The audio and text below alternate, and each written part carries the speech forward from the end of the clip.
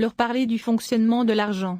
L'argent est un outil qui nous permet d'échanger des biens et des services plus efficacement.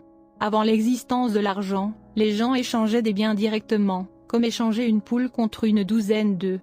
C'est ce qu'on appelle le troc. Au fil du temps, certaines monnaies métalliques telles que l'or ou l'argent sont apparues, qui ont été utilisées comme moyen d'échange. Ces pièces étaient plus pratiques que le troc car elles étaient plus faciles à transporter et ne se détérioraient pas avec le temps.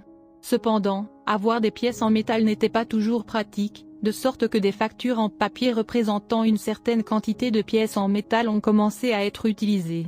Ainsi est né le système monétaire actuel, dans lequel la monnaie est une représentation de la valeur plutôt qu'une valeur elle-même. Mais comment contrôler la valeur de l'argent? Dans une économie basée sur l'or, la valeur de l'argent était déterminée par la quantité d'or qu'il contenait. Dans notre système monétaire actuel, la valeur de la monnaie est déterminée par la quantité de monnaie en circulation et la quantité de biens et de services disponibles à l'achat. Lorsqu'il y a plus d'argent en circulation qu'il n'y a de biens et de services disponibles à l'achat, la valeur de l'argent diminue. C'est ce qu'on appelle l'inflation. D'autre part, s'il y a moins d'argent en circulation qu'il n'y a de biens et de services disponibles à l'achat, la valeur de l'argent augmente. C'est ce qu'on appelle la déflation.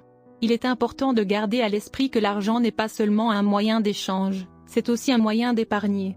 Nous pouvons garder notre argent dans une banque ou dans un placement, et ainsi avoir des économies pour l'avenir. J'espère que vous avez apprécié cette vidéo et que vous avez appris quelque chose de nouveau sur le fonctionnement de l'argent.